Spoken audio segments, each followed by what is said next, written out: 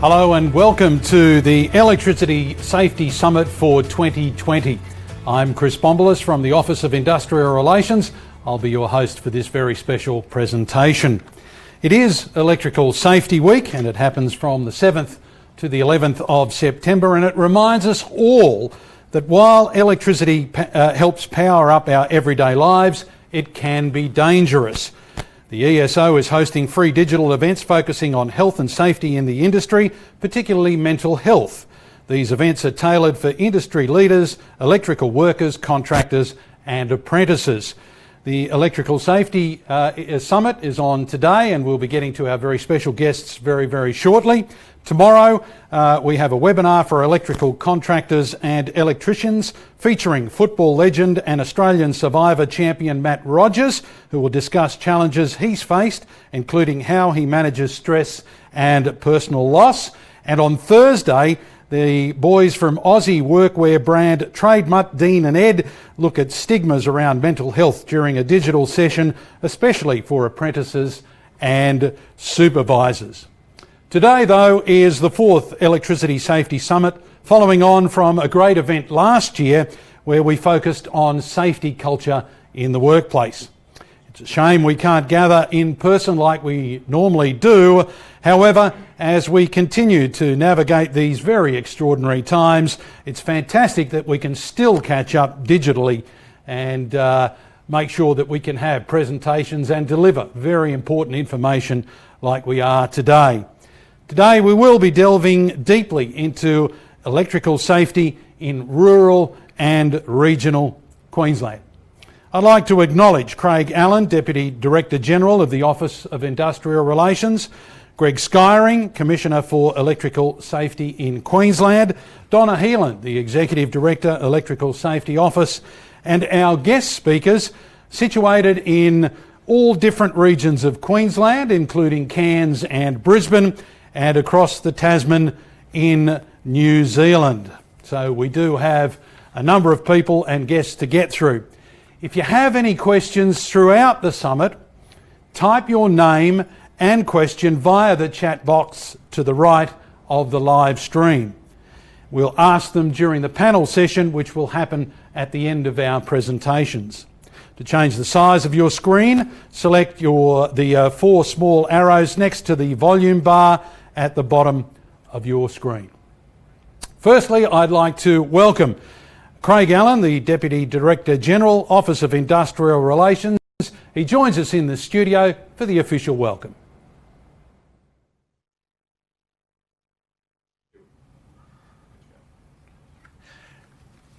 Welcome to everyone today. Firstly, I would like to respectfully acknowledge the traditional owners and custodians of the land on which we meet, and elders past, present and emerging. I'd also like to acknowledge Greg Skyring, Queensland Commissioner for Electrical Safety, Donna Heelan, Executive Director, Electrical Safety Office, and members of her team. Our speakers, Burt from Master Electricians New Zealand, Michelle Taylor from Energy Queensland, Leo Ward from Power and Data Support Services, and Christine King from Queensland Country Women's Association. Representatives from industry groups such as the Electrical Trades Union, the National Electrical and Communications Association and Master Electricians Australia, and everyone else interested in electrical safety who has dialed in this morning. Again, welcome and hello everyone. These are certainly extraordinary times with parts of Australia in lockdown to control the spread of coronavirus. So far, Queenslanders have done a great job battling COVID-19, but as we continue to deal with the pandemic, this is an electrical safety summit like no other. This year's digital event focuses on a serious issue, electrical safety in rural and regional Queensland. Unfortunately, we've seen a number of electrical fatalities and incidents over the past 2 years in rural Queensland. Often, these tragedies involve contact with overhead power lines between machinery or equipment and a failure to properly maintain electrical gear. That's why it's important we have industry gatherings like this annual Safety Summit to discuss emerging trends and to identify issues which need our urgent attention. As the Deputy Director General of the Office of Industrial Relations, thank you for all of your efforts to help us deliver potentially life-saving messages to the general community and those working in our industry. As you're all aware, so much risk can be avoided by taking very basic actions. Yet, tragically, 8 Queenslanders have lost their lives over recent years after receiving electrical shocks while doing everyday things. These people were just doing simple things in and around their homes, digging a hole in the garden, working in the garage, returning to the house after picking fruit, walking around under a high-set house and checking submersible pumps. Clearly, the message is not getting through. As industry leaders, we have to work harder and look at new ways to make sure everyone is fully aware of the dangers of electricity. It's not just the fatalities in our industry, it's the people that are injured in our industry. People who experience severe arc burns, they have issues for the rest of their lives. So whilst we talk about 8 fatalities, which is a number that we can't accept, there are many, many, many hundreds of other injuries that occur in our industry every year. People using everyday appliances and any equipment that powers up, not just workers, need to be aware. The Electrical Safety Office has run campaigns which promote the dangers of working in ceiling spaces, regular electrical housekeeping, using only licensed electrical contractors, and installing safety switches on all circuits. It's no fan that at the Electrical Safety Office we're a big fan of safety switches. They're a life-saving device and they're an important device. There's also loads of information on our website on electrical safety for tenants and landlords, regular electrical housekeeping, working near overhead power lines, purchasing and maintaining electrical equipment, and of course, most importantly, only using licensed electrical contractors. Electrical work is not a do-it-yourself job. We want to get these important messages out into the community and get everyone thinking and living electrical safety. Make no mistake, electricity is an invisible and silent killer, and it rarely gives second chances. We're in Electrical Safety Week, and as part of that, we are hosting a webinar for electrical contractors tomorrow featuring footy legend Matt Rogers. On Thursday, there's another webinar for apprentices and their supervisors where arc flash survivor Mark will share his harrowing experience. These events are digital and free, targeted at key personnel in our industry with people like Mark and Matt Rogers and trademarks Dan and Ed on board to deliver key messages.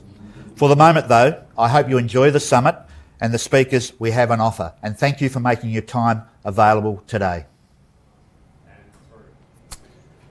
Thanks, Craig. As Craig touched on in his address, there have been a number of tragic incidents in regional and rural Queensland recently, and that's why our summit this year is focusing on that particular issue. Time now to bring in the first of our presenters, and we're going to have to head across the ditch to Tasmania, Auckland in fact, and we welcome in Dave Burt. Dave is a registered electrician and the owner and director of Team Cabling that operates in Auckland, Waikato, Wellington and Christchurch. He's also an immediate past board member of Master Electricians New Zealand. Dave published a book titled Lengthening the Shadow, which details his personal struggle with depression. Dave's message is simple. It's about mates helping mates and being brave enough to ask the question, what's happening in your world? Well, Dave, what's happening in your world? Mostly good stuff. Thanks, Chris.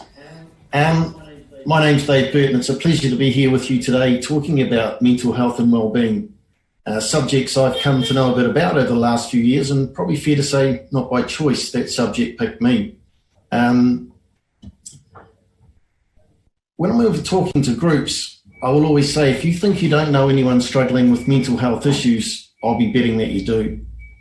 And for those of you who do know people, I'll be equally comfortable in saying that for every person you know, there are many more you also know. And often those folk don't say anything. And they don't say anything for a bunch of reasons. Some don't feel comfortable talking about it. Others don't want to be judged or defined by this thing that affects their lives. And there are those like me, I saw it as a weakness, not something I coped easily with.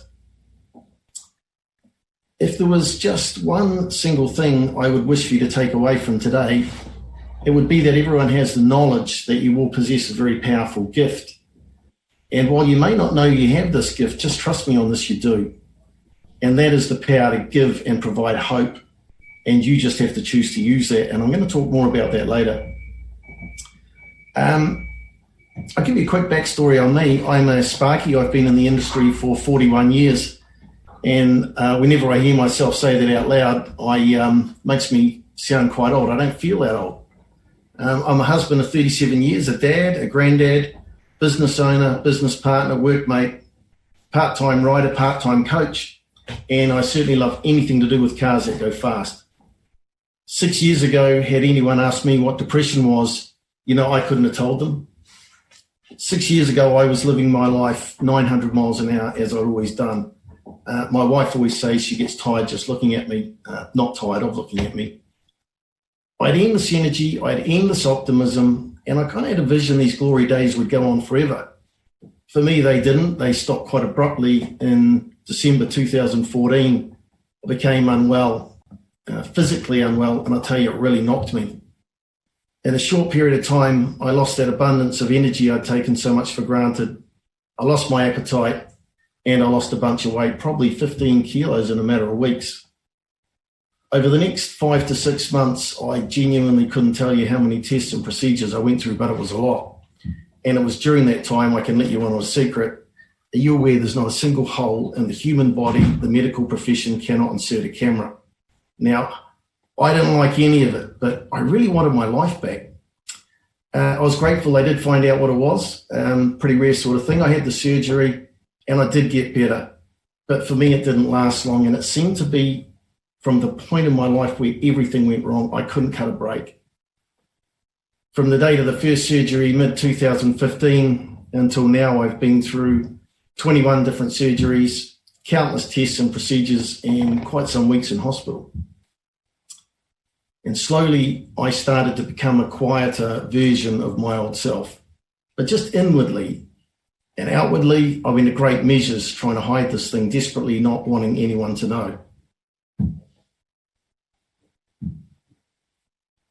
The fact is that basically depression entered my life just a little at a time. And at first you don't notice these things. Then I kind of got used to it. And then eventually it became a significant issue affecting not only my life, but that of the ones who mean the most to me. And the reason I'm telling you this, I think it's very important to understand.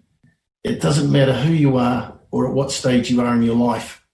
None of us are immune from a mental health issue or crisis. Fact is, almost 50% of the population can experience a medically diagnosable mental health issue within their lifetime.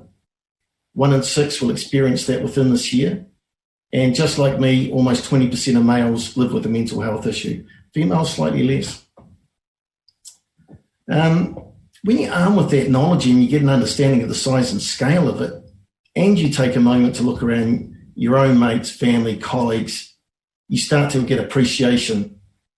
It's a big issue. It's right around us. And for many of us, we're blind to it. I guess the reason I'm here today, apart from the fact I was kindly invited and always really happy to shine light on the subject, is because I wrote a book. And I never set out to write a book, and certainly not on mental health and well-being. I'm just going to briefly share that story. 2.5 years ago, and I'll put 2.5 years ago in some perspective for me, I was finally having some treatment for this depression. And while life wasn't great, there was a glimmer of light, and I was hanging on to that with both hands. And it was also the first time in some years I'd managed to go 5 straight months without a surgeon sticking a knife in me. I was pretty proud of that. However, this particular morning, as I walked through the bathroom and paused to stand on the bathroom scales, I had 3 digits flashing back at me. Now, I was okay with 2, but 3, that was pretty confronting. Long story short with that, it ended up with my business partner suggesting we join the gym. Now, I said, Dan, that's a great idea. Leave that to me. And he said, Dave, there's a new gym open up just down the road. And I said, I'll check it out. I jumped in my truck and I drove all of 250 metres down the road and parked. And I know I should have run that or at the very least walked it. But I walked through the doors of the Ultimate Body Transformation Gym, which I thought was an absolutely fantastic name. Dean, the owner, great guy, not only talked me into joining the gym, but he also talked me to sign up for a 10-week gym challenge. Now, I assured him I wouldn't be able to do this, and he assured me that there was 4 weeks until mid-January when it started, and providing I did a bit of fitness training in between time, I'd be good to go. I signed up, I paid my money, and I have to say that 4 weeks disappeared in a blur of good food, indulgence, and no exercise. And I'll also tell you it was one of the toughest things I've ever done physically. Mondays and Tuesdays with my trainer, upper body Mondays and Tuesdays was leg days, and I came to hate leg days, they hurt. Wednesdays, no gym, but you had to run 6Ks, something I hadn't done for years. And Thursday, they had a thing called 20-minute challenge day. Now, 20 minutes, how hard can that be? Up until that point in my life, I had not realised there were so many places in the human body you could actually sweat from. But toughest for me was Friday's CrossFit. Now, I don't know if anyone does or has done CrossFit, but I can tell you for a 56-year-old who was overweight and unfit, I could barely coordinate chewing gum and walking at the same time. It was incredibly challenging. But I have to say, I eventually got a bit fitter. I got better at it, and now it's a very important part of my life. And every Friday, I'll be at that gym just after 5, working pretty hard with a bunch of people I've come to know. And for me, it wouldn't matter if it was the middle of winter and I was running shuttles outside in the pouring rain or in the high heat of summer, pushing a sled full of weights up the centre of the gym. There is never, ever a Friday that I don't take just a minute to look around and think, how lucky am I to be doing this? Because from a physical perspective, after what I've been through and continue to go through, I don't take that for granted. And from a mental well-being perspective, I most certainly don't take it for granted. Very strong correlation between physical activity and mental well-being. I don't need to read it. I don't need anyone to tell me. I know it's a fact. Anyway, the part where the book actually started is every day you had to run 3Ks, apart from Wednesdays when you had to do your 6. Now, that very first morning, I was pretty motivated.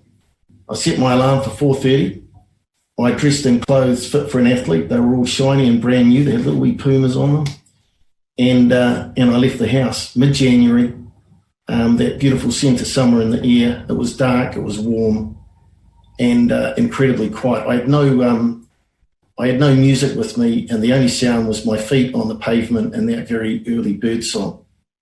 And I have to say, I found it a very peaceful place to be. I mean, normally I wake and then stuff is coming at me 900 miles an hour, text, phone, and it goes on to the end of the day. And when I got home that first morning, there's some stuff rattling around in my head, and I wrote it in the notebook I keep by the bed. I didn't want to forget. Tuesday after my run, there was more, and I wrote that down. And Wednesday after 6Ks, there was more still. And I remember that Wednesday evening, I went to bed pretty early. My body was so incredibly sore after doing things to muscles I didn't even know I had. Got to probably about 8:30 and I was sort of scratching around looking for my basket. And in bed, I remember taking out that notebook and reading those 10 or so entries, and for whatever reason, I just took out my laptop and started writing. And I wrote the next day, and the next day. I wrote every day probably for a week before I read what I'd written. And I have to say a fair bit of it is pretty lighthearted. I don't take myself too seriously. But there was some stuff in there I kind of want to explore further, and in some ways I wanted to see how the story was going to end.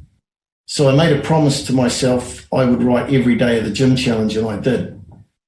I wrote almost every day of the 70, probably apart from 5, maybe 8 days in towards that last few weeks. And it was a period where that depression bit me, and it bit me pretty hard. And it'll do that sometimes in the quiet of the night. Someone or something unlocks the cage and lets it out. And I just have to deal with that. But I tell you, the difference now, having been through it, I have faith and belief I can deal with it. And the difference now is I have hope. And hope is something I will never take for granted again. And that's also that very powerful gift every one of you possesses, should you choose to use it, that power to give and provide hope. Anyway, I finished the challenge. I lost a bunch of weight. I was pretty happy about that. I was a lot fitter, and from a mental well-being perspective, it was a huge revelation to me. I also had the makings of what turned out to be a book, and it was my wife who asked me, are you going to do anything with that? And I said, why would I do that? I've spent 5 years of my life hiding this thing from the world. And I think in that moment, I understood that I was part of the problem, and the problem that keeps it secret, and that didn't sit well with me. So I did publish it, and as a result of that, I was asked to speak at a bunch of events. And as much as I knew about depression, what I could do to make it better, I didn't really know much about the wider issue, so I did a bit of research. And I will have to apologise, the numbers I'm giving you are our New Zealand numbers. I did try and research the Australian numbers, but because it's built up by state, I couldn't corroborate them all together. So to give you a basis of comparison, our population is 4.8 million. Last year in New Zealand, we lost 353 lives. Now, that's just the number of people who died on our roads, and that's a tragedy, and you'll hear about it in the media every day. In the same time frame, we lost 353 lives on the road. 685 New Zealanders decided, for whatever reason, the agony of living was too much and they couldn't do it.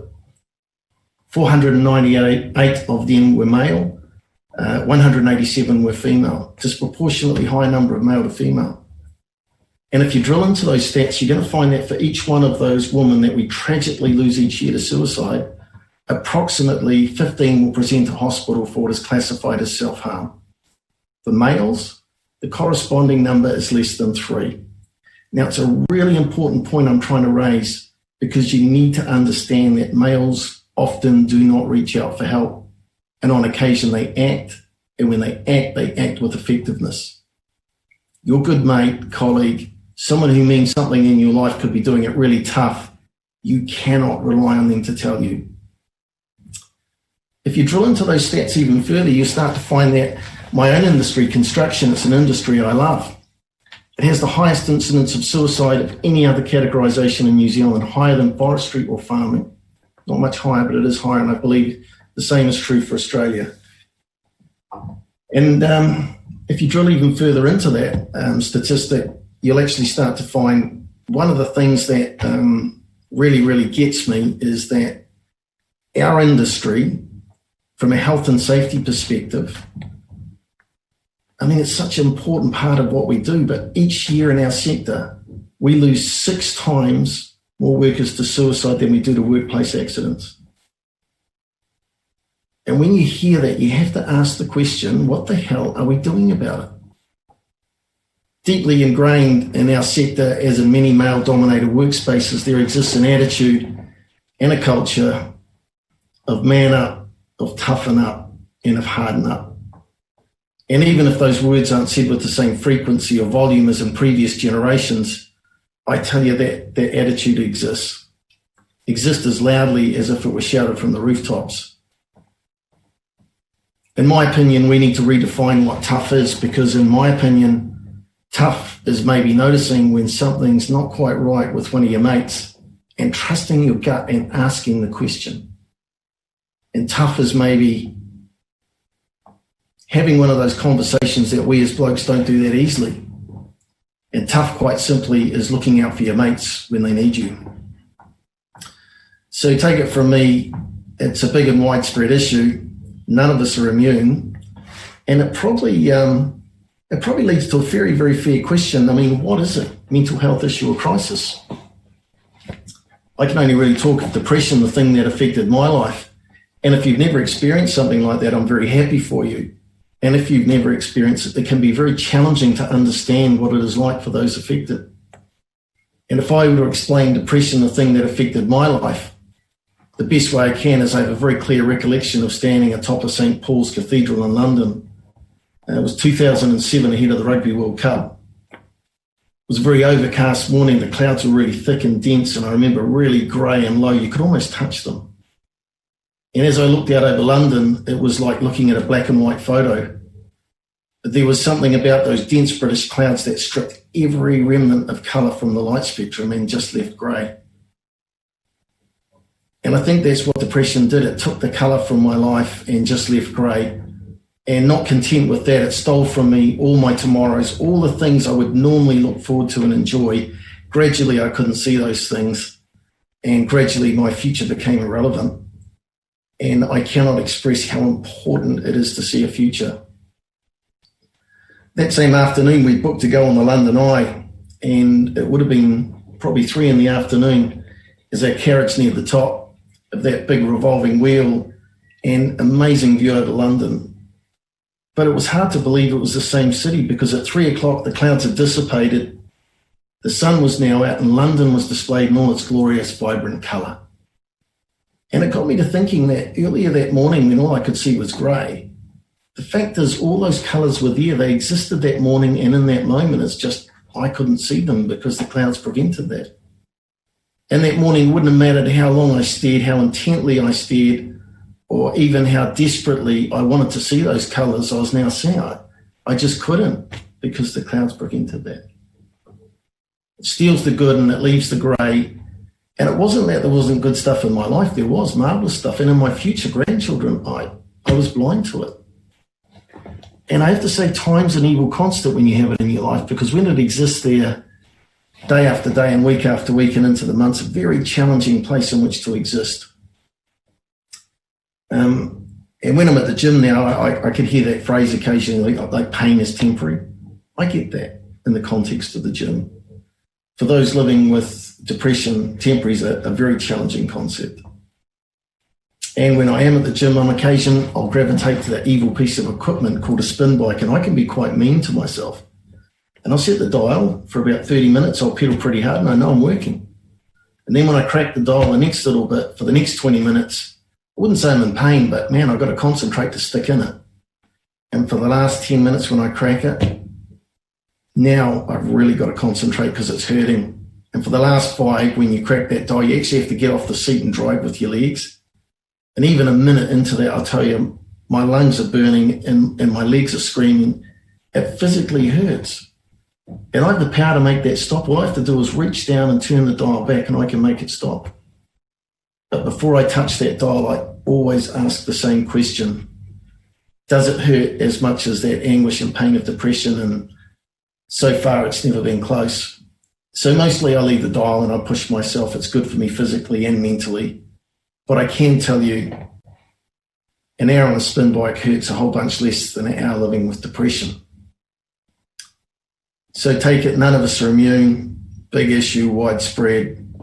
For those affected, trust me, it can be incredibly debilitating. So it's probably a very fair question, is why is it that people don't reach out for help when they need it? And we know they don't. As much as I've thought about that, I can't answer that question. Looking back, I thought this thing was going to fix itself. That was never going to happen. I was fortunate my wife recognised it for what it was. She was the one who got me in front of my doc, and it was a really good starting place. To be fair, I got to know her pretty well. She'd been busy fixing all the physical stuff. She's probably got a holiday house on me. You know, it wasn't just one individual thing too. Like some of the stuff she put in place for me, I mean, some of it had side effects I didn't like, and she'd ring me at work and say, Dave, how's it going? And I'd tell her, and she'd say, come back in and see me, we'll work on it. She put me in touch with people, professionals who could make a difference, psychologists. And again, initially some of those people I didn't gel with, but I really wanted to be well again, and I'm pleased I didn't give up, and I eventually found my way to people who could make a difference. Family, always depend on. Mates. There's a bunch of mates who helped immensely, and I'd never told them, and I should have told them. I should have given them more credit. And for me, that gym challenge was an incredibly important part of getting well again and staying well again. It gives me structure. It takes my mind away from other things, and I guess just the physical activity we know is really good for keeping good mental health. If I was to walk out of here now and break my leg, I know I probably wouldn't get up and try and walk on it, pretend it didn't happen, and have a view my leg had fixed itself, because that's ridiculous. If I did break my leg, I'd probably get those interventions, surgery to pin the bone, a cast to give it stability, and crutches for mobility, and maybe some drugs for inflammation and pain. And you see, none of those individual treatments have fixed my leg, because under the cast, the bone is still broken. Those treatments are just there to support my body while it has time to heal. And there's a lot in that analogy in the treatments for depression that have in common. Not one individual thing, it's a bunch of stuff working together, coupled with time. If I would ask a question now of, and I can't see anyone put their hand up, but how many people would know how to do CPR? I know certainly into most electrical audience, almost everyone does. I'll always say to construction audiences, if you're feeling unwell, go and stand next to a sparky, they'll save your life. Pretty much as we do at the end of every project when they've eaten all the program up and leave it to us to get it over the line. The point is, if I had a heart attack, anyone within distance could attempt to save my life because someone showed them how to do it. They removed the mystery of it. And just because you learn how to do it doesn't mean, oh, goody, I want to try that. You don't do these things out of choice. And it's a bit like this issue around mental well-being, particularly in our sector. It's not that we don't want to help our mates. We're just not good at it. We don't know how to. And it did get me to thinking that maybe a good starting point is if we had a phrase we could use. And if you use that phrase at the right time in the right situation, the person you were talking to would automatically know if there was anything going down, they can tell you. And for me, that phrase would quite simply be, what's happening in your world? Because it's an open question. What's happening in your world?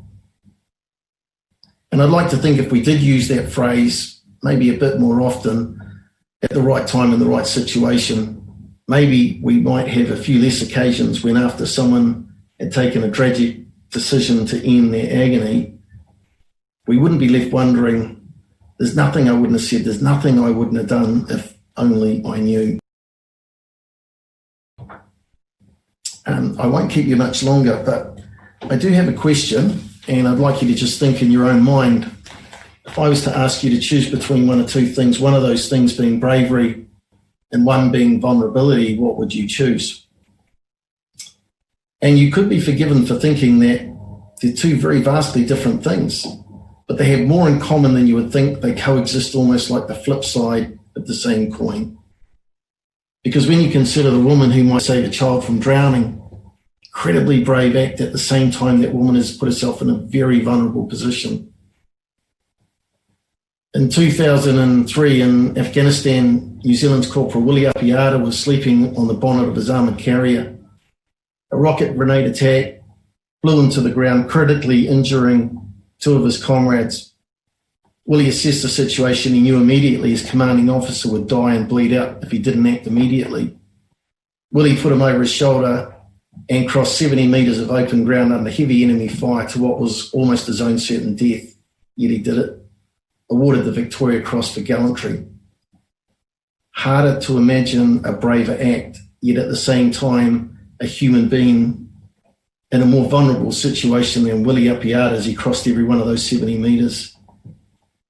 And I guess what I am saying, if you too maybe take the opportunity to be just that little bit vulnerable yourself and ask that question, that brave question, what's happening in your world, I can almost promise you with 100% certainty it will not be long before you too get to utilise that powerful gift you all possess.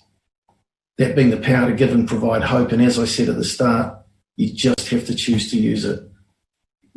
I thank you for listening, and I hope it's given you some insight, but more importantly, what power you have to make a difference simply by just being a bit vulnerable and a bit brave. Thank you.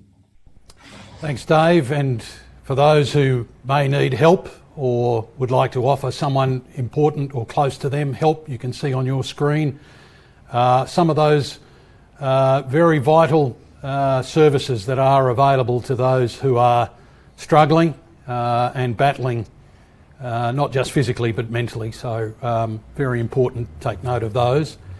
And to Dave, thank you very much. Some very poignant messages. Learning that depression stole your life or stole your tomorrows, that it's important to never give up. These are life lessons, not just about mental health.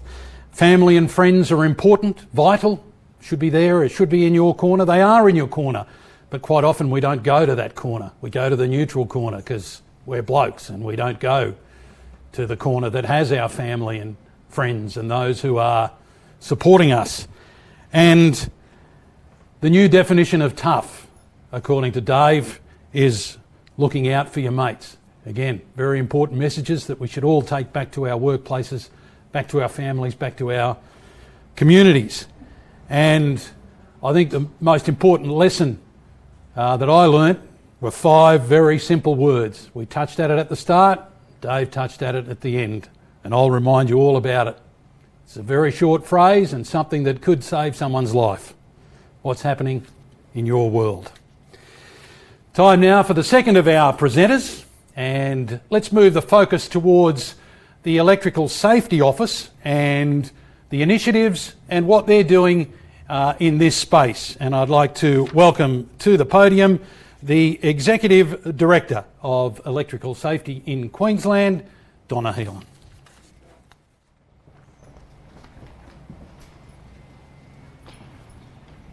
Thanks, Chris.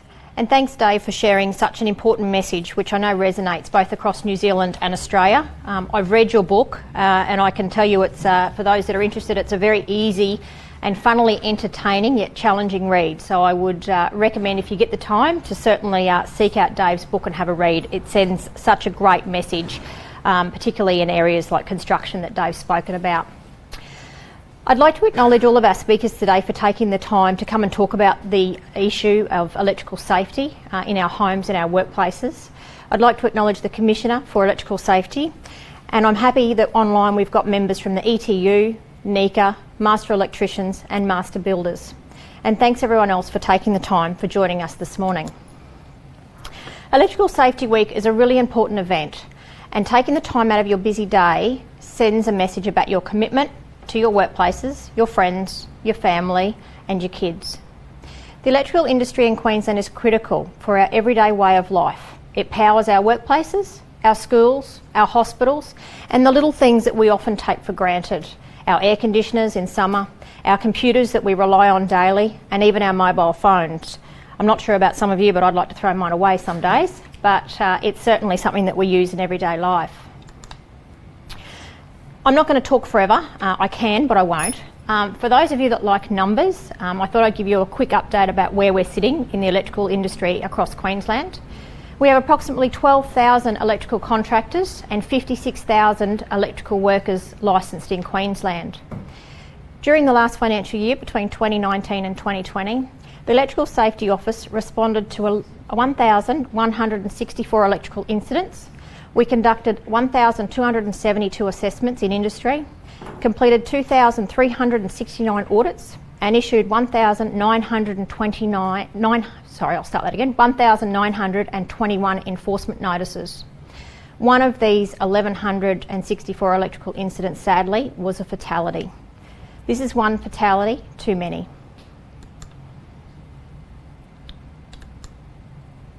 I wanted to touch briefly about what the Electrical Safety Office team is doing and the broader team of the Office of Industrial Relations in relation to the Electrical Safety Plan for Queensland and the areas that we are currently focusing on.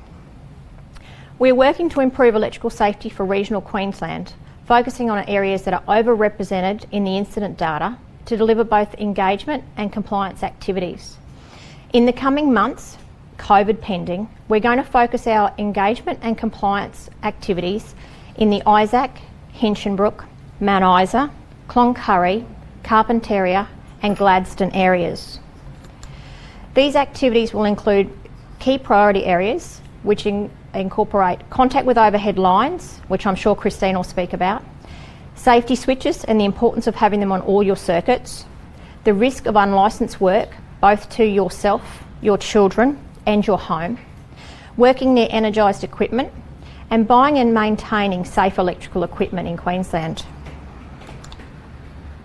Whilst talking about working safely near energised equipment, and I think it's been mentioned earlier today, I'd encourage you, if you haven't, to take the time to watch Mark's story. It's a compelling story about the risks of working near energised parts, and if you haven't seen it, please find it on our website or by Googling Mark's story, Arc Flash, and take the time to watch it. We are highlighting the importance of property owner and tenant electrical safety. A webinar in recent weeks had almost 1,500 registrations, and we shared the important messages about electrical safety for landlords, and we're partnering with the Residential Tenancies Authority to continue this important dialogue. We are ensuring that we promote compliance in electrical safety across Queensland by using all of our powers that come to us via legislation and all of the powers delegated by the regulator. In recent weeks, we've successfully made an application to the Brisbane Magistrates Court for an injunction against a corporation who repeatedly failed to comply with improvement notices issued by the Inspectorate. This was someone who carried on unlicensed electrical contracting even after repeated attempts of the office to get him to cease to do so. We are targeting unlicensed electrical work. I'm sure you'd all agree unlicensed electrical work is dangerous and puts Queenslanders at risk of injury and sadly death. Since March this year, the Electrical Safety Inspectorate have issued 112 enforcement notices and issued penalty notices in excess of $42,000 for unlicensed electrical work. This is an area we will continue to focus on, but one I'm asking for your help. As the leaders of this industry, I'd like you to be involved to ensure that people and property across Queensland are safe. You can do this by reporting any non-compliant or unlicensed work you see in your day-to-day activities as those on the ground. Please let us know through our website or by calling our 1300 number, and we will follow up any of those inquiries to deal with this issue head-on. We're thinking differently in how we engage in areas that are overrepresented in the electrical injury and fatality data. For example, we're sharing the critical messages about living and working safely around electricity in regional North Queensland. We've partnered with the Queensland Country Women's Association. The enthusiasm that the QCWA have for taking action on this issue has been absolutely impressive, and you will soon hear from the remarkable Christine King, State President of the Queensland Country Women's Association. To end, I encourage that you all share the events happening as part of Electrical Safety Week. As Chris mentioned, we have the Electrical Contractor webinar tomorrow and the Apprentices and Supervisors webinar on Thursday morning. One thing I did neglect to mention was about safety in our homes, and I'll just backtrack a little bit. Changing our culture about electrical safety starts with our children. And another focus area, which I meant to mention earlier and it slipped my mind, and Mel will speak about later today, about how we can change that safety culture, starting with the young children that go to school and come home and educate their parents on a daily basis. I leave you with this. The more people we can engage as a group, as an industry, as a community, the more we can ensure that Queenslanders can safely work and live around electricity. Again, thank you for joining us here today.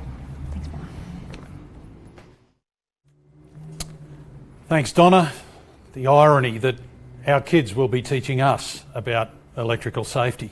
Interesting synopsis and situation to arise, but sometimes through the eyes of children we see a different perspective. So get them young and teach them about electrical safety. Donna mentioned that one of our guests, and she is our next guest, is Christine King, President of the Queensland Country Women's Association. And of course, our summit in 2020 is all about electrical safety in regional and rural Queensland. And I could think of no better association than the QCWA to talk about what's happening in the bush and on the land. They have many struggles. Drought, weather, you name it, they struggle with it all, and yet come through time and time again as the backbone of Australia.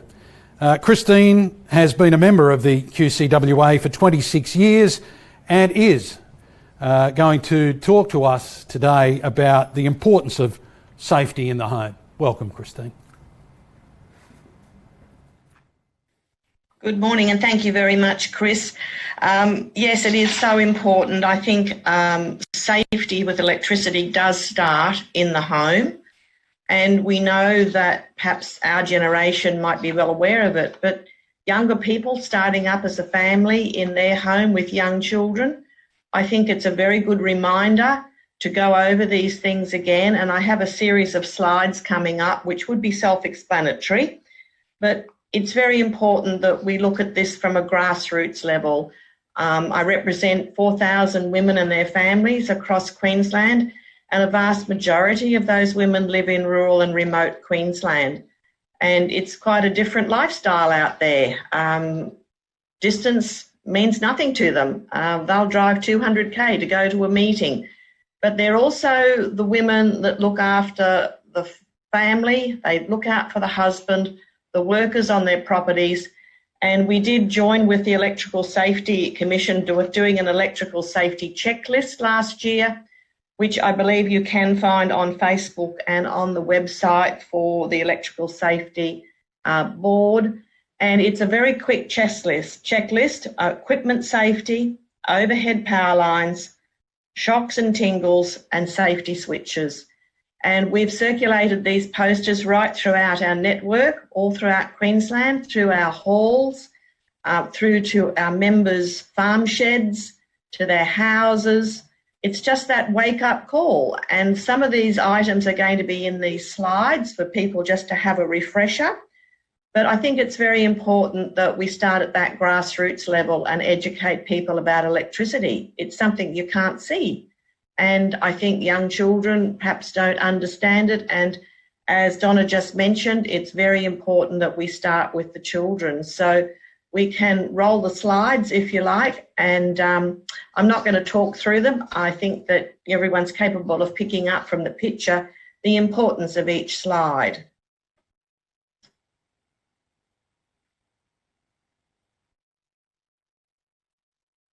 I have a mechanic out there who's going to do this. Chris, and say it is happening in the background. Yeah, it's happening in the background. We can see the slides coming through and some of the tips of what to do and what not to do, Christine. Very good, very good. So it's all about that safety with power and cords and plugs.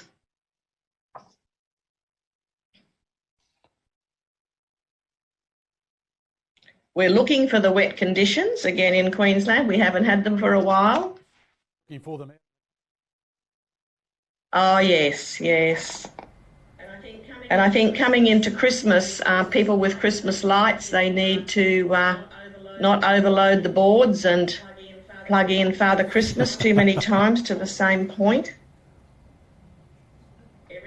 Everyone has computer equipment at home now.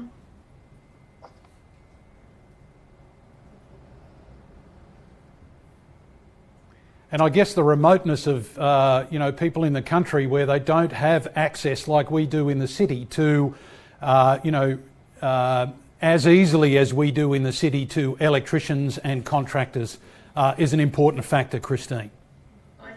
I think that this is a huge issue that we probably haven't recognised or addressed, that if you've got to drive 150k or 200k to go into town to actually get something fixed, there would be a lot of home handymen out there that might believe that that's going to be the way to fix something.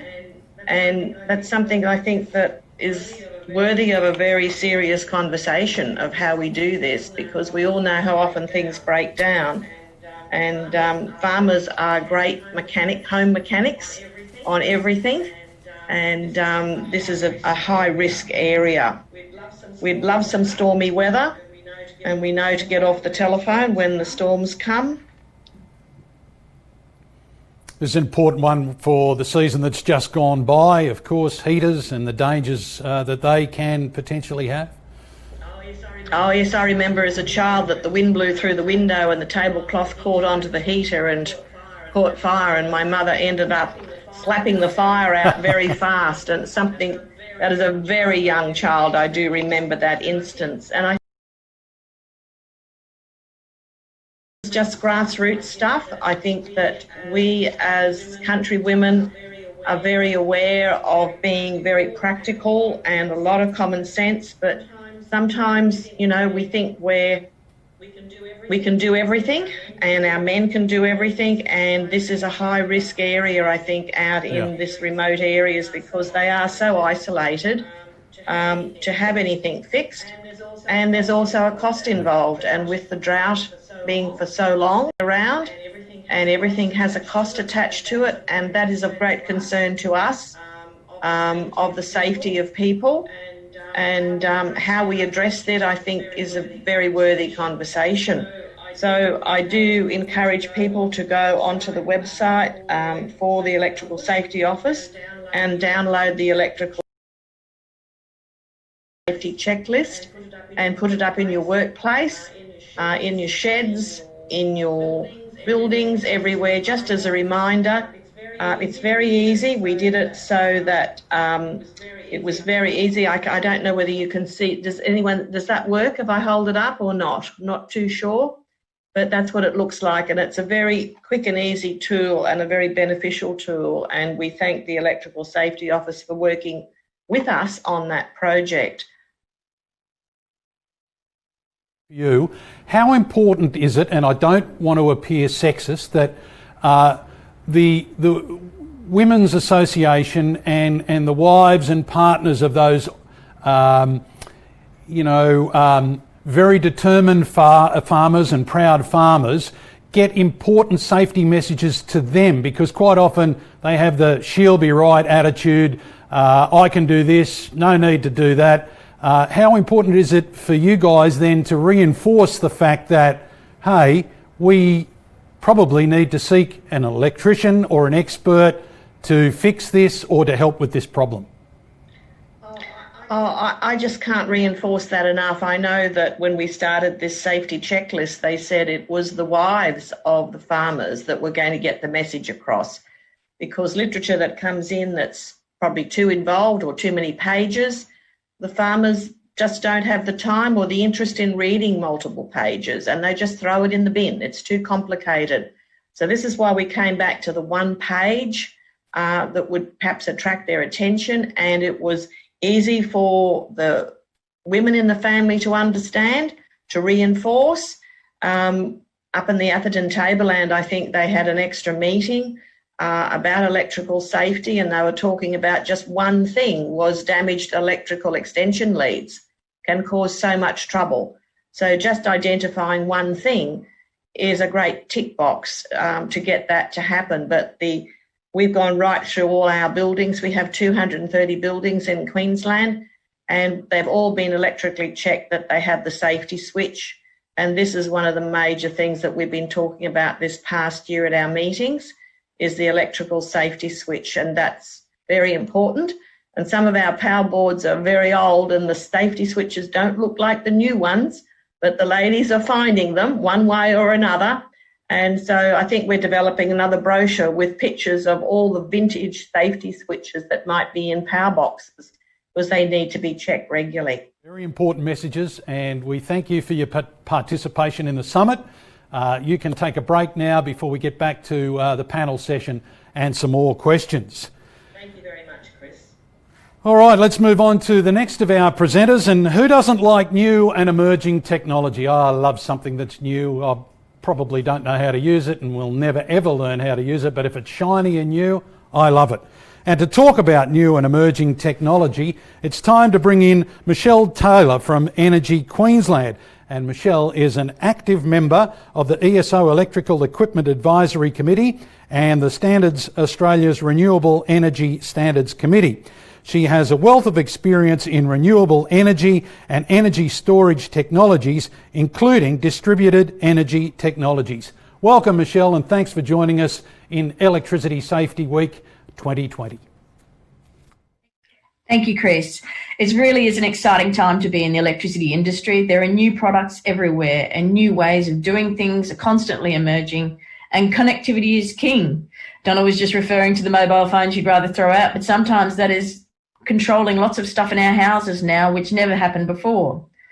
Today is about providing you also with some assistance in how to keep on top of all of this, ensuring safe outcomes for you and for the technologies and your customers. So there are many new electricity technologies available, from electric vehicles to smart home devices controlled by your mobile phone. There are roles for electrically trained personnel everywhere. And what we are doing is making a difference to the lives of current and future generations. Today, installing a photovoltaic solar system is commonplace, but 20 years ago, there were only a handful of these types of systems connected to our networks. Now, battery energy storage systems are starting to be installed. Home energy management systems, smart hot water systems with variable elements, vehicle-to-grid electric vehicle connections, smart lighting and security systems all make up part of the modern home. Our industry is making a difference, and we have to ensure that this is positive, including our consideration of safety for new and emerging technologies. Technology changes from the electricity supply industry all the way down to the consumer have the potential to make a big difference in what you do and what you encounter in your work. There may be new technologies out there that you had no training in, but that will impact on your work, even if it's not what you're directly dealing with. So safety for new and emerging technologies is a challenging area. Things are changing very quickly. The marketplace for products is now global, and we're needing to enhance our skills to offer end-to-end solutions. I work in the new and emerging technology areas at Energy Queensland, and I am continually challenged to ensure that I and my team understand these new technologies, how they work, what difference they make, and how to use them safely. So how do I find out about the safety standards to which a product should be built or certified? How do I ensure that I'm installing the product safely? What are the trusted sources of information? And what's missing from the information I already have? And how do I know this? How do I keep my knowledge up to date?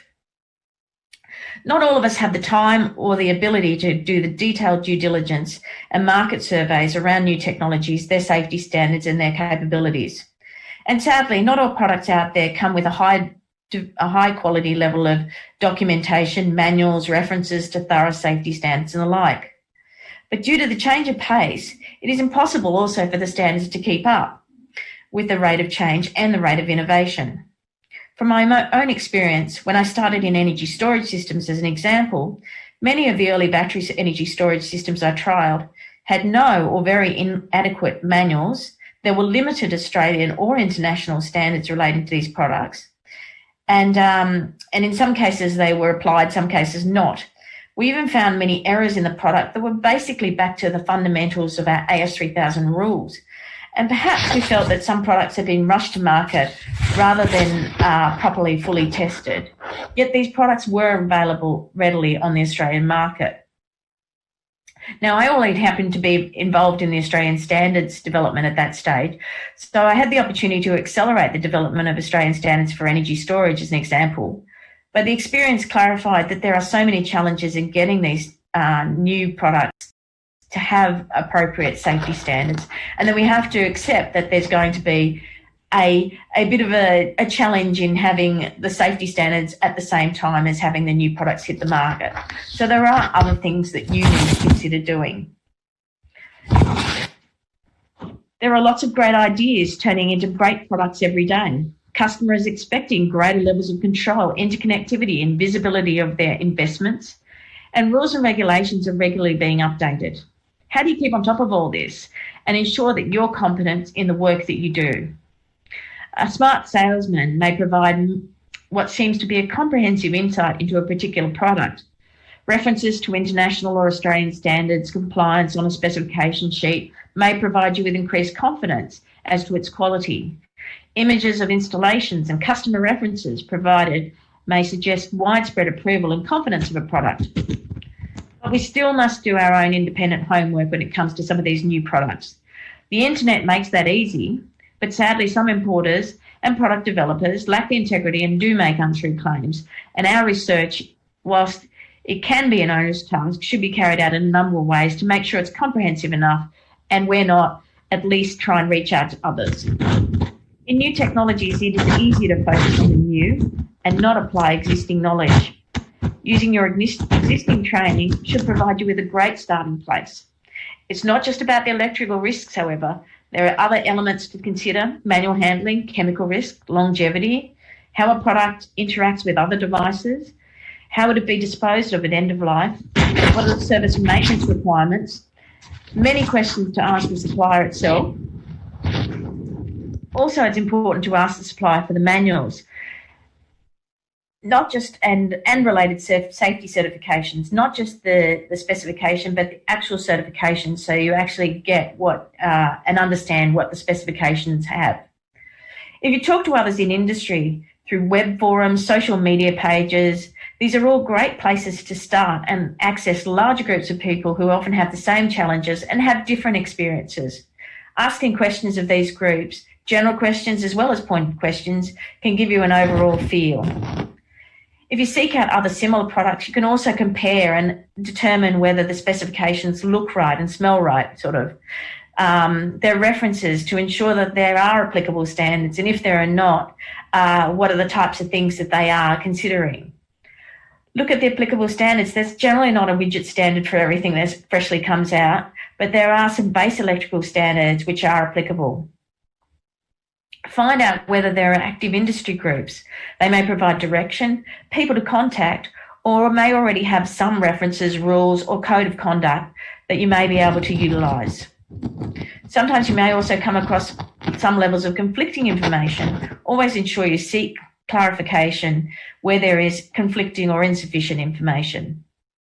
There are many bodies out there who have also provided some form of guiding principle, codes of conduct, or information bulletins, whilst newly published standards may not yet be available, and information is often just a mouse click away. So it's often really hard to go, well, where do I start? Who's who in the industry? There are so many players. But that also means that there's a lot of potential sources of information. A variety of industry boards exist across Australia that can provide good guidance and potentially contacts in the industry. I always use as a handy tool for myself, if there's a similar product that is new in the marketplace, but it's similar to something else, I'll often look at the front pages of the Australian Standard where it lists all the industry associations that are involved in making those products or in making those standards for the products. They become a really good source of the types of industry associations that I want to talk to about new products. On the screen, you can see a whole variety of different areas, from the standard side of things, electrical equipment and regulatory authorities, the industry associations, even our network businesses also have a stance, particularly on items that are connected to the grid. And there are a vast array of not only formal industry associations such as this, but also things like Facebook pages. Finally, there are opportunities where we want to get some deeper knowledge, and this is great for continued professional development for everybody. It takes many forms, and as we've known over COVID in particular, there's so many ways that we can access things that we didn't have the opportunity before. As a person in Cairns, I can't always get to those wonderful conferences down in Melbourne or Sydney or Brisbane, but I know now that there's so much more that is available through webinars, not just in Australia, but webinars internationally. It's amazing how much is happening overseas. There's a lot of knowledge sharing happening, and there's a lot of research happening at university levels that's now becoming much more readily available through the internet. Industry newsletters are a great place to start and give you examples of particularly where new technologies are coming up and how they are impacting different parts of the world. There are podcast recordings, there's training from public and private enterprises, and even the media can provide some useful inputs. This is all continuing professional development, and it's all about staying safe and ensuring your competency whilst delving into the new and emerging technologies that are out there on offer. Thank you, Michelle. And look, I must say, some wonderful tips on new and emerging technology, but one traditional one that can still be frustrating is when paper goes across the top of your microphone when you're doing a presentation. Just thought I'd bring that one up. It's a problem that happens quite often. So thank you, Michelle, for joining us from Cairns. If you have a question for Michelle, Dave, Christine, or any of our panel members, our presenters from earlier, don't forget you can submit your questions. All you have to do is type your name and question via the chat box to the right of the screen, and we'll get to those very, very shortly. Let's go to the fourth of our presenters, and I'd like to introduce Leo Ward from Power and Data Support Services. Leo has been a member of Master L more than 15 years and has more than 45 years experience in the electrical industry. He is the Managing Director of Power and Data Support Services, and on top of that, also operates a cattle breeding property. He's a busy man, got lots of things to do, and technology has been his friend. So to give us an update on another aspect of safety in electricity, please welcome another speaker from Cairns, Leo Ward. Thank you, Chris. And to all the listeners out there, we do really appreciate your attendance. Education and electrical awareness, regional and rural safety. One of the things that really made me aware was what do the words electrical safety or electrically safe really mean? And how do we portray these processes and how we do things and the messages we need to get out to our people who use power every day. So my main focus is on how can we educate and deliver the message of safely working and living with electricity. As I started down this road thinking how to explore and develop our role in the education of electricity, the vastness of users of electricity in everyone's everyday life, the enormity of this journey became daunting. The consideration of the impact on people's lives and livelihoods and where the electricity has transported us in today's lives and how we use it and how we, it's, you know, that thing that is just there. And how does it affect us in the rural landscape? When we grew up on the farm as kids, we learnt to fix everything ourselves. In those days and ages, we had 3 lights and 2 power points in a house, and that was it. The concept of safety was staying out of the way of the old cranky dairy cow and not getting tangled up in the old electric fence. But as our dependency on the electricity grew, how do we create that message of the dangers and the effects of the electrical industry and the electrical equipment we use? And my dad used to spiel at me that electricity was a wonderful servant but a terrible master, and no truer words are spoken. Our young students of today at schools and our apprentices, they're going, and as we mentioned earlier, they will be our teachers of tomorrow. And the messages we develop for them and how they get that messages across to us in the older generation and how to do things, but also the generations that they're bringing through underneath them, how will that message get across? The best way to learn is to teach. And we must ensure that our coaching methods and the way we provide those messages really sinks in, and we need the ability to offer support. And we must never be daunted in that process to be able to give that support. I've spoken to a lot of people in the industry since I was invited to do this talk, and that includes the local electrical inspectors and some of the ESO officers I deal with in the rural sector. And one of the things that it came up at a meeting we had earlier this year in Atherton in relation to rural industries and locations. And the highlighted point that really struck me was these things called dead zones. And I was astounded. And reflecting on my own locations and what we do on our own properties, it's something we've never gelled to before. So things like workshops and sheds on rural properties that have been built under aerial power lines. These things don't need council approval to be built. They're just built there. Farming machinery, under the aerial lines, and even hay bale stacks built under aerial power lines.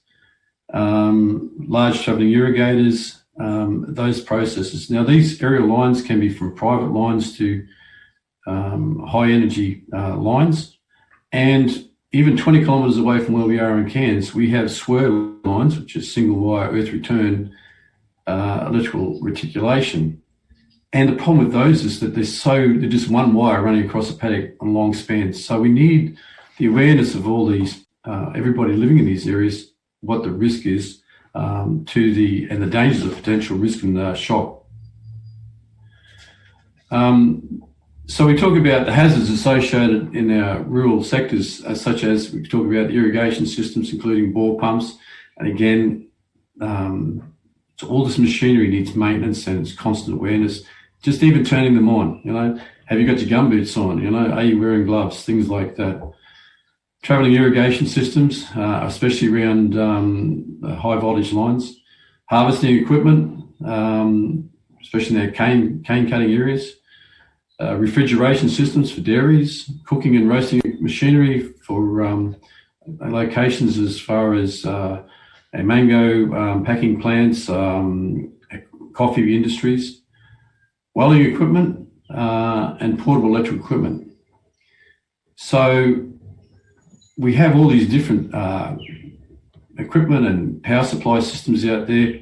One of the ones that have been noticed more lately is prime and standby generators, tractor PTO generators.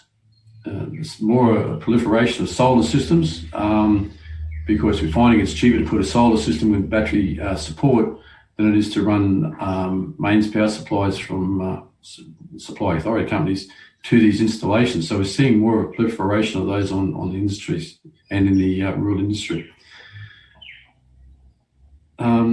As you can see in the photo, there's a fairly large crack in the ground. Again, part of it's it was drought area. There's another situation that occurred there. And I said to the operator there, I said, is there any mains cables running through underneath there? And they're going, oh, yes. And I'm going, seriously, observation, awareness, are we tracking on top of this? And again, it was a situation that could have occurred, fortunately didn't. One of the things I tried to find was more, as even Dave mentioned before, statistics and information about Australia and a snapshot on the Australian agriculture and industry. And one of the interesting things was that self-employed workers is 46% in the industry. It employs a higher proportion of older workers than any other industry. 16% are aged 65 and over. We talk about the different hazards and chemicals and just livestock, machinery, weather conditions. We talk about lightning storms and things like that. But farmers, they work often alone, and the risk to them is even higher. So again, we're trying to create that awareness of, ask for assistance, ask help, those sorts of things we need to encourage and help define. And when we consider these details above, the injuries from electrical industries may not seem to be as relevant, but we know that devastation of any injury or near miss is one too many. And the cost, which Christine pointed out, the cost of electrical installation repairs connected with the tyranny of distance, are to be addressed in unimproved or unapproved electrical works and lack of maintenance. It is a big call.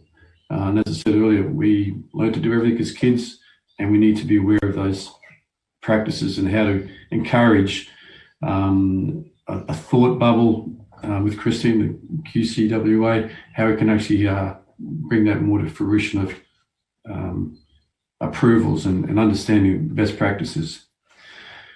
This slide here I've taken a bit of a detail from the NPPD, which is an American-based organisation, and they talk about this, how they plan or process. They ask their rural organisations, farming, to actually consider all these things, as in toolbox talks.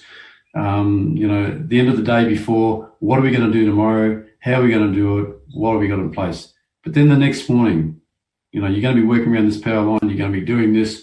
You're running your header machine through here. You've got grain trucks. You've got portable elevators. What are the things we need to be aware of? Have you a spotter? Are you aware? All right. So they're the things we just want to keep highlighting. So the education in the electrical industry and awareness, I suppose we grew up. I sort of grew up in a farming region, and the thing was, you grew up knowing that if you stirred old Daisy up, she was going to kick you or run over you. So you grew up with that DNA built into you. But what we're trying to do now is create more of an awareness of the electrical risks and electrical situations that are every day, and how to actually not get involved with it. So we talk about electrical injuries have devastating and sometimes deadly effects. Workers and occupations regularly exposed to electrical equipment are particularly at risk of serious injury. However, these injuries are often preventable with proper safety strategies and precautions in place. This is, we talk about our toolbox talks and planning and understanding who's going to be supporting who. And we should all consider and raise the standard for safety or of safety for ourselves, our family, friends, employees. We take measures to protect them from electrical exposure. For those who've been in the industry for quite some time, and as again mentioned earlier, we finally have in the Australian standards the installation of safety switches and leashed circuits in domestic and commercial world. It's up to each of us to keep pushing for this to be implemented and tested regularly as a minimum standard in our industry and applications. And this is for older places. The new places are getting this as part of the requirements of the Australian standards. But we need to make sure that that message is getting down the track for older installations to be upgraded and make safe. And the following standards must be the call. Turn the power off, do not work live, and use qualified personnel.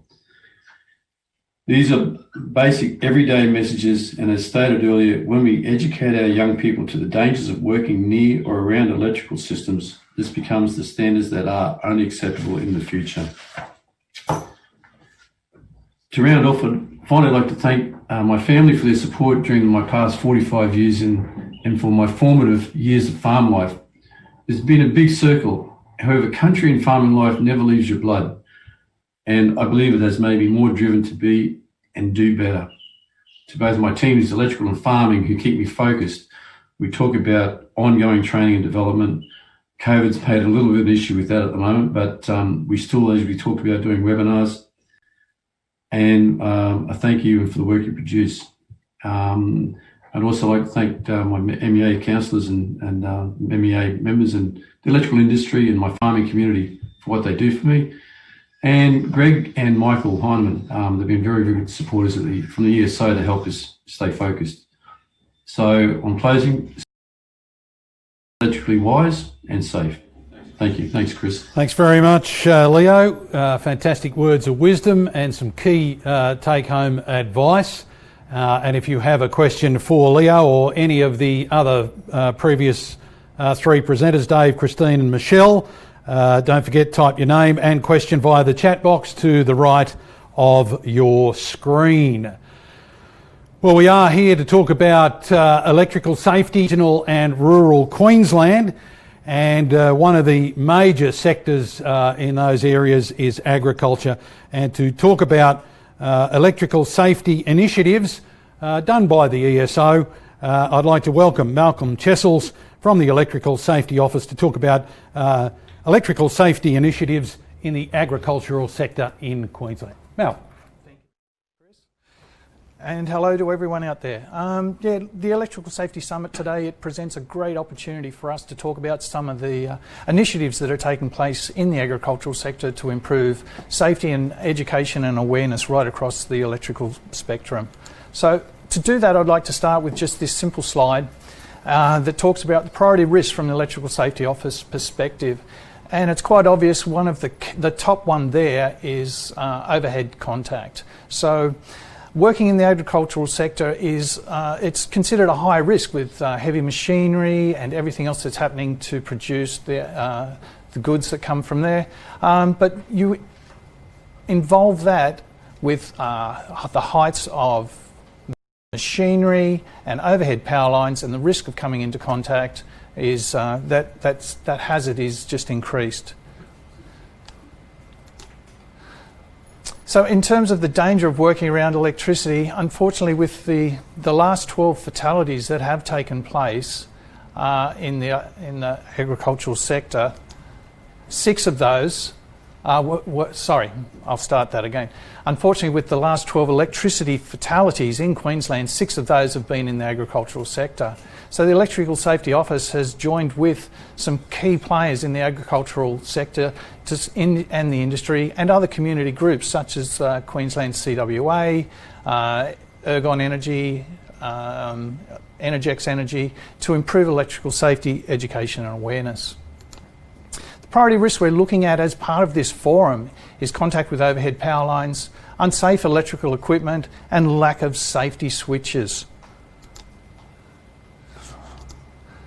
This slide here, some of you may or may not be familiar with the hierarchy of risk control. So the diagram that we're presenting there is trying to get people to understand that the best form of safety is elimination of risk.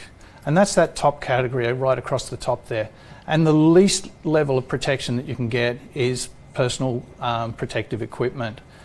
So what we've attempted to do here down the right hand side, and it's probably very difficult to read from the screen there are a number of initiatives that are currently underway and taking place, and we've replicated those as the little blue bubbles in the diagram itself.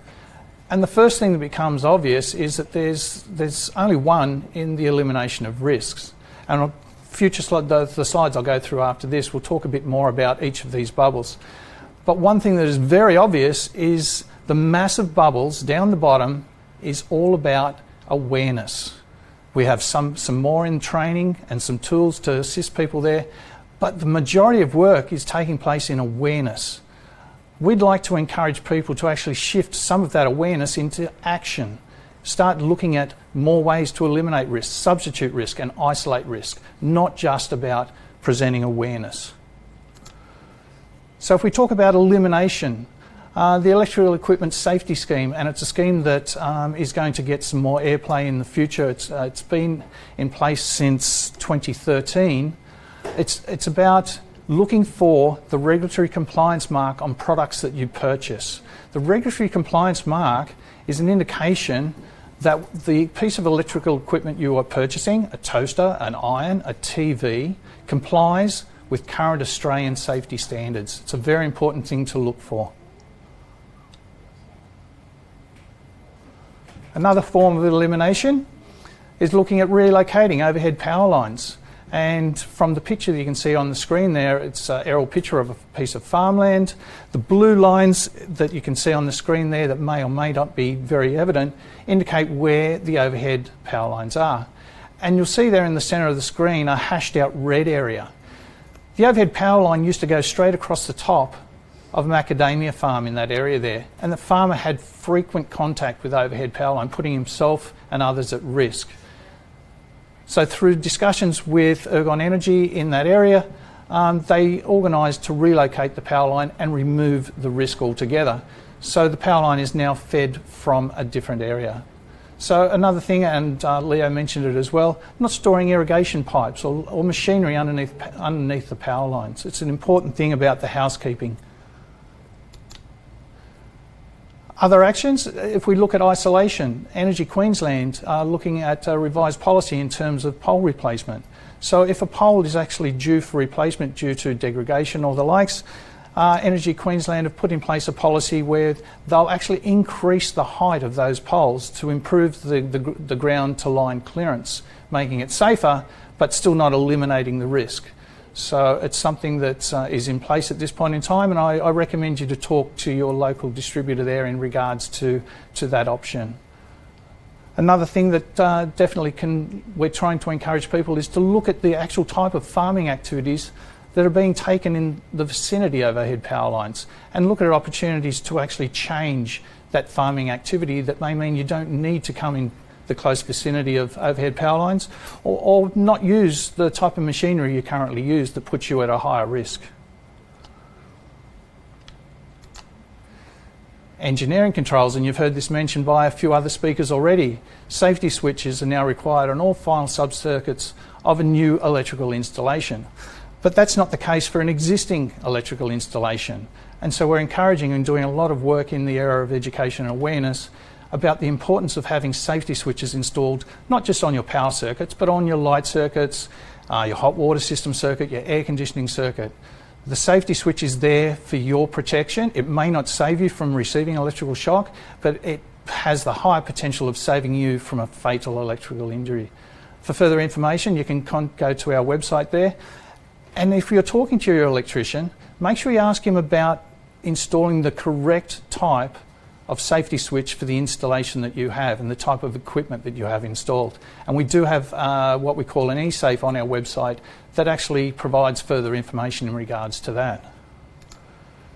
Other engineering controls that can be put in place, and we're conducting some conversations with different service providers at this point in time, is in the area of geofencing. And geofencing, if you're not familiar with it, it's looking at how the engineering control of recognising the location of power lines through a mapping system can be incorporated with the technology of the farm machinery you're using, and actually start with audible alarms and warning systems and flashing lights to heighten that awareness that you are moving into an area of risk. As I mentioned in the earlier slide about the hierarchy of risk controls, a lot of work is taking place in the administrative control area. One of the key ones that is out there and has been for some time is Energy Queensland's Look Up and Live campaign. That campaign has now progressed to the state that it's available on your handheld device, on your phone. So I encourage you all to go to your app store and download the Look Up and Live app. Another area that can assist if the lines cannot be relocated, whether it be for financial purposes or other reasons, is to look at any visible warning signs that you can actually place on the overhead power lines. Some of those come in the form of the picture that you see before you now is called a rotor marker. It attaches to the overhead power line and it actually spins and reflects, so it makes you more aware that you're in the area. There are other things that can be done as well, such as painting around the bottom of power lines, just as a reminder that you're driving past them each day, that there are the high risk of overhead power lines above you. Christina's already spoken to at length actually in regards to the work that we have done with the Queensland CWA. So it was quite simple. As part of the forum, the Agricultural Electrical Safety Forum, Christine presented to us to say, how do we get the simple message out there? Nothing that's too in-depth, nothing that's all that government speak that some people don't like to listen to. So this is where the electrical safety checklist came in. And it does speak very heavily about the simple things to do to look out for your electrical equipment, the overhead power lines, shocks and tingles, and safety switches once again. So shocks and tingles there's a couple of very important phone numbers that you can call on this checklist there. It's, I think, if you go to our website, you'll be able to see links to the different Facebook and other social media areas where you can get a copy of that list. Another initiative that was undertaken within the Electrical Safety Office was how do we go into the community and share with them the safety message and demonstrate exactly what it's about, rather than just talking about it. So within the team, we've built portable safety switchboards. These switchboards, whilst they're made with new technology, replicate the switchboard that's actually at your installation on your house or in your shed. And you can see across the bottom there, there's a range of LED lights. So by turning different circuit breakers, main switches and safety switches on and off, it's a display showing where the power is turned on and off at any point in time. The other thing that we do with these switchboards is that it's always difficult to explain to someone the difference between a circuit breaker and a safety switch. Now, a safety switch has a test button on it, a T. It has a little T or test button on it. And from this switchboard, we can demonstrate to people how difficult it is sometimes to actually identify which is a circuit breaker and which is a safety switch. And they perform typically the same function. The circuit breaker is there to protect the wiring and the installation, but the safety switch is there to switch off in an instant to protect you, your life and your families.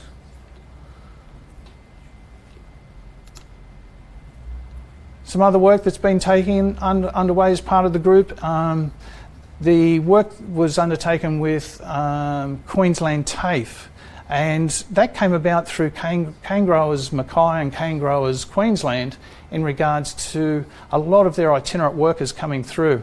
and how do they keep them fully aware of the induction procedures and the requirements to actually work in close proximity to power lines. So that's now available online. If you go to Queensland TAFE website, you'll be able to see that course is there. Electrical safety periodicals, eSafe newsletters, with Energy Queensland, the Electrical Safety Office, and other agricultural industry groups in their own periodicals. There are numerous messages being put out there on a weekly and monthly basis to keep everyone advised and informed of electrical hazards and working in the vicinity. Another piece of work that's been undertaken at this point in time is to engage with different parts of the agricultural industry that have not necessarily been part of the forum that we're working with at this point in time, to encourage them to improve electrical safety and awareness within their own sector of the agricultural industry. And some of those include the Avocados Australia, Australian Banana Growers, Bamboo Society of Australia, Biosecurity Australia, which we've had some good discussions with them in regards, particularly with bamboo as well, to put some more literature out there about the risk of planting underneath power lines, and also with the local government of Association of Queensland. Another program that we're working on, and there has been some mention of the area already, Atherton's Tablelands region. Unfortunately, this region has it's been overrepresented with the number of electrical fatalities in their area. So we're looking to put a dedicated program in place, and that will potentially commence next year. Now, the program is all about getting local leaders and influencers and family members within the community to take on board that safety message and deliver it within the community and get that community to actually improve their education and awareness in that area. As I mentioned, unfortunately, there have been 4 fatalities in that area, and they all occurred on farms. 2 involved contact with overhead power lines, and another was an unfortunate double fatality that involved a faulty electrical cord, but no safety switches were installed on that installation. So the program itself, it's all about the key messages that we are trying to share with everyone, is the risk of electrical safety equipment and making sure that you have the regulatory compliance mark on that piece of equipment when you purchase it, switchboard safety and wiring, it's electrical safety switches, and working in the vicinity of overhead power lines. And one other piece of work that is just about to take off is, Donna mentioned it earlier, is working with children. Through the Tablelands Regional Safety Project that we're looking to commence there, and discussions with the local council and the development of our portable switchboard, we've been contacted by the Tablelands Regional Council in regards to a safety squad program, which is looking at educating children 9 to 11 years of age about safety hazards.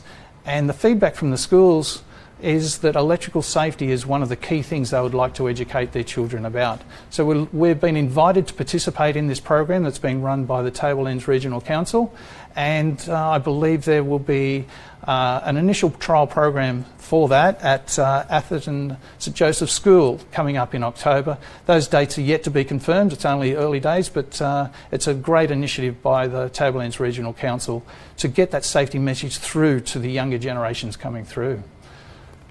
That's it for me in regards to that presentation and the work that's been undertaken by some key people in the agricultural area, and thank you very much for the opportunity. Thanks, Mel. Some great work being done by the ESO, particularly in the regional and rural areas throughout Queensland. Well, it's time for your session now, and we'll open up the panel. Thank you for all your questions. Of course, if you want to try and rush in a last-minute question, if it's an absolute ripper, we'll put it up. We'll try to get to as many as we can. You can type in your name and question via the chat box to the right of your screen. Dave, Christine, Michelle and Leo. Let's see if they're back online. Can you give me a wave? Are you all back on deck? Yes, we've got them. We've got their attention. Let's go to the questions. The first one is for you, Dave. It's from Tina.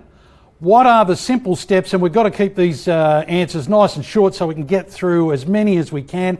What are the simple steps someone can take to improve their mental health? Nice and quick, and a little capsule for us, Dave. I think there's a few things. Things to concentrate on is things that you're satisfied with, things that make you happy. It's always easy to concentrate on the bad things, but that's an important one. And I think taking time out for yourself and maybe sharing when your mental health is suffering a little bit. I think that sometimes we can't always do everything on our own. We need other people to help us. Great advice. Another one for you, Dave. This one comes from Nick. As a business owner, what would you suggest implementing in your workplace to support mental health? Let's get the steps, the first steps that we need to do. Talk about it. Talk about it. Make it a subject that's easy to talk. And I can tell you that I've been in business for 20 plus years. And in the 2 years since I put a book out there, which our staff know about it, the previous 20 years, I would have had maybe one conversation around mental health and well-being with employees. I couldn't tell you how many I've had in the last 2 years, more than 20. And I think creating an environment where people feel able to talk is probably one of the most important things we can do as business owners. I'm taking from your earlier presentation the 5 words, what's happening in your world. That's as simple as that. That will start that conversation.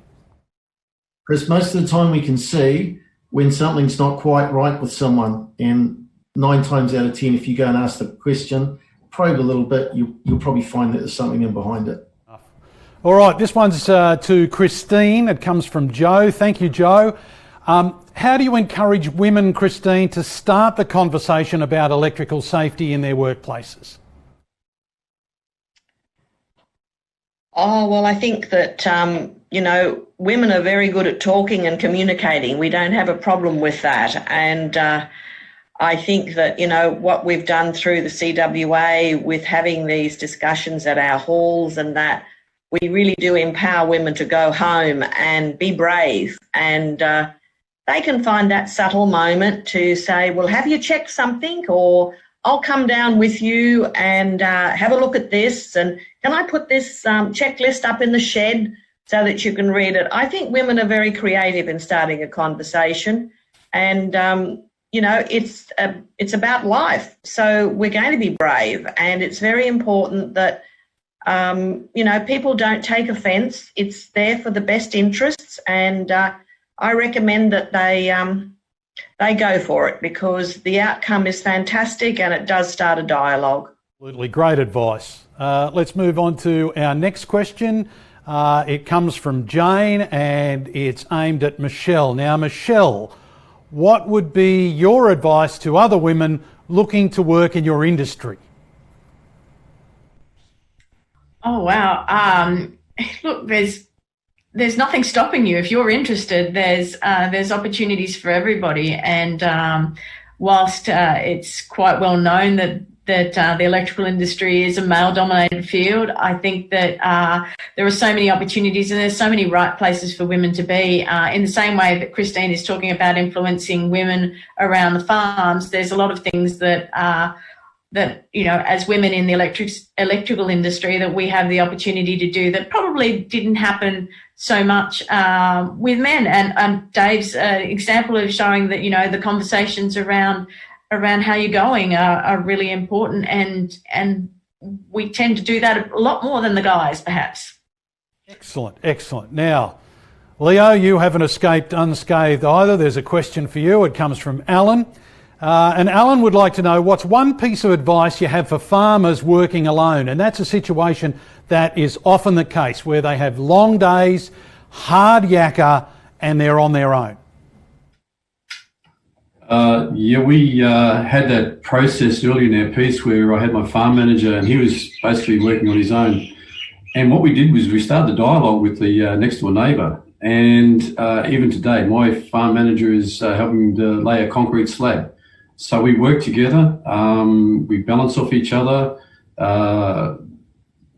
We try to be as supportive community-wise, so much so that hopefully more post-COVID, but we're trying to actually create more of a community base around ourselves so we can actually support each other in all our outcomes, mental health and all that sort of stuff as well.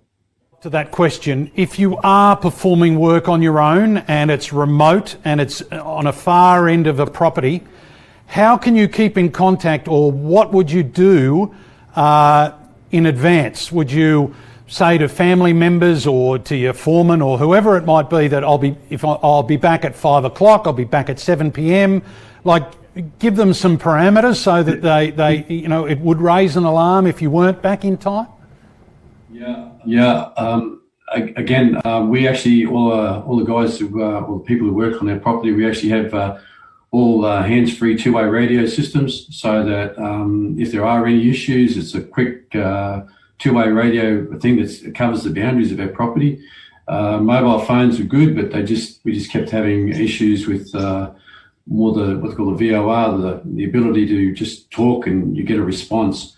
We do also have planning in place where we say, okay, this is the roles we're going to be doing today. This is our anticipated times. This is what we're using. And again, any of the risk stuff, we try and work in pairs. But as I said, like if you're out on your own,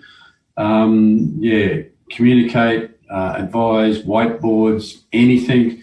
Even if you're on your own and your family's away, just let your neighbour know. Just somebody to actually say, hey, if the lights aren't on at night, somebody's missing. So who's there? Who's there to help? There's another one for you, Leo. This comes from Kirk, and I know you've had 45 years experience in the electrical industry, but what's the biggest challenge you've faced during that time?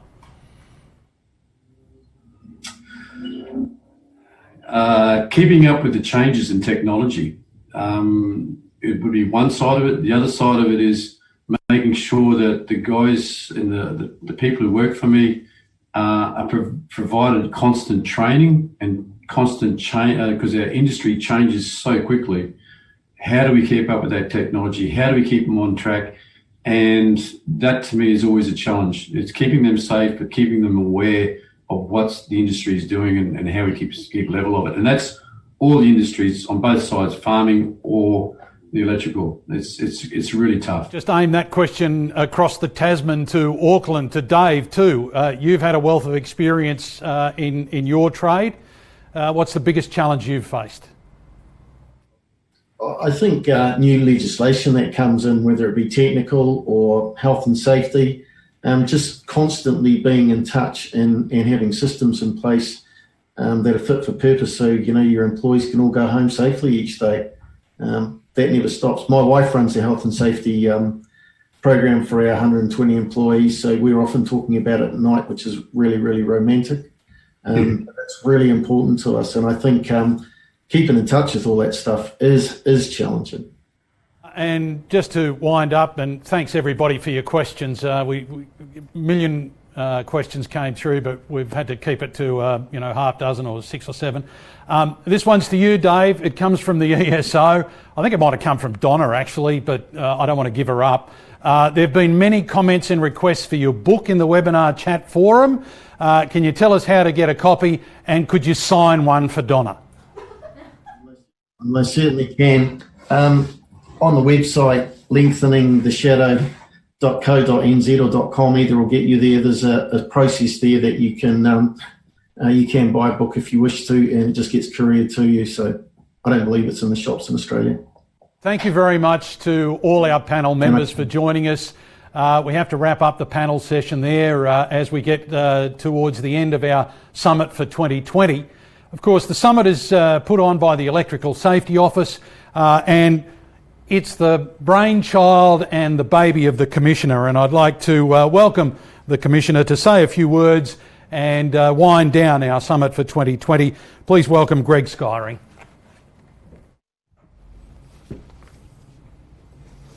Thank you, Chris. Good morning, everyone, and thank you all for registering.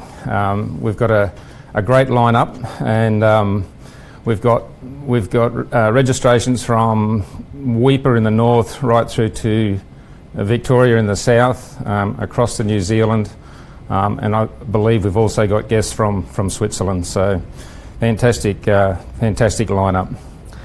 So I trust from this extraordinary lineup of speakers you will all have a takeaway. that will inspire you in your business. Can I also ask you to become involved in Electrical Safety Week this week? Hold your own event, connect with the many programs available, share a safety moment, maybe online. As Chris said earlier, this event's been going for 4 years now, and back in 2017, leaders of industry, we had 40 leaders of industry that were invited to a Safety Summit breakfast, a little bit different to this at the Victoria Park Golf Club. Those leaders committed to inspire others to take action and to drive safety leadership at work through visible, impactful leadership. And in 2018, members subscribed to the Safety Leadership at Work LEAD program, and we committed to develop, pilot and evaluate a safety culture toolkit for the electrical services industry. And in 2019, we delivered on the Safety Leadership Pilot Program, a program that was designed to measure and embed a safety culture in your business and across the electrical services industry. In that pilot program, we heard from participants about the benefits in motivating their workforce to behave in a way that prioritises health and safety and that of their teams and mates through good leadership. That brings us to 2020, a year of many disruptions, an impact on our well-being. It's where leadership, health and safety has taken on an even greater and present meaning. So through this webinar, our guest speakers have connected with and it inspired us in their own way. So Dave, thank you for coming on. Dave's story has never been more relevant. Droughts, fires, a pandemic and now a recession. And so how are you dealing with your world? Are you brave enough to ask the question of your mates? So thank you, Dave. It's been an absolute pleasure having you on, and I think a lot of your story will resonate with a lot of people in the industry. Donna, getting the balance between enforcement of legislation and education and engagement it's not easy. The focus on rural and regional Queensland by bringing together community, industry and government organisations to improve electrical safety is commendable. It's the simple things like the safety switch education and the switch off before entering ceiling spaces. They're the things that will save lives. So thank you for today. Christine, you're a community voice to be listened to. You turn words into actions. You did not hesitate when made aware that the safety switches on all circuits for the CWA's many ageing properties would make rural and regional communities safe under your watch. Lots of great messages today. Back to basics, that's what we want to hear. Thank you, Christine. Michelle has a real passion for electrical safety and a great advocate for regional Queensland. Michelle, as Chris said earlier, is on our electrical equipment committee. She keeps us informed on the benefits and the risks of emerging technology and the importance of staying current and in particular competent. Thank you, Michelle. And Leo, our contractor from Cairns and farmer, the message is clear. The many hazards working on rural properties, working remote and working alone, the elevated risk of working near overhead power lines. I particularly liked your description of the dead zones, additional risks created where operations seldom occur but can be mitigated by education, awareness. You might not have mentioned it, but certainly the Look Up and Live app that is now out there, a great tool. Safety switches on all circuits. Test regularly. Turn the power off. Do not work live. Use qualified personnel. Simple, clear messages. Thank you, Leo. And Mel, from the ESO, reinforcing those priority risks in the rural sector, contact with overhead lines, lack of safety switches, unsafe electrical equipment, key messages, and clearly articulating the actions to manage those risks. Simple elimination, isolation, engineering and administration controls. Can I just thank the AEU team, in particular Elsha, Ella, Connie and Zoe, and particularly our MC Chris here as well, and all the webinar participants for being here today. And in closing, I'd just like to leave you with this message. If by attending this safety summit, you make a commitment, if each of you take one action for the health, safety and well-being of your team, your workplace and inevitably your family, then the investment in your time here today will have been worthwhile. Thank you, be safe, and I look forward to engaging again in 2021. Thank you. Thanks, Greg. You can see our Facebook details there if you'd like to join us and follow us. Thanks to the Commissioner for making today possible. Thank you to our speakers, Craig, Dave, Donna, Christine, Michelle, Leo and Mal. There are a number of ways you can get involved in Electricity Safety Week, which is running through until the 11th. We're running a Facebook competition on our Electrical Safety Office page every day this week. Send through the correct answer to the question and you could win one of 5 $100 trade equipment gift vouchers. Please join football legend Matt Rogers at tomorrow's Electrical Contractors webinar. If you're an electrical apprentice or supervise one, you can click on to the Apprentice and Supervisor webinar. That's happening on Thursday morning, bright and early. You can visit electricalsafety.qld.gov.au to register for a webinar or to check out some of our really invaluable resources. Today's webinar was recorded, so you can watch it again and share it with your friends and colleagues. It will be available at electricalsafety.qld.gov.au along with a range of other electrical safety information and resources. Shortly, we'll email you a feedback survey. We really value your feedback. It helps us shape events like these in the future. Tell us what you like, tell us what you didn't like, tell us what you want more of. We'll take that all into consideration. Finally, on behalf of the Office of Industrial Relations and the Electrical Safety Office, thank you for joining us for Electricity Safety Summit 2020. In the words of Dave Burt, our friend from across the ditch, it's about mates helping mates. It's about being brave enough to ask the question, what's happening in your world? I hope it's safe and I hope it leads us back to the summit in 2021. Thanks for joining us. Be safe.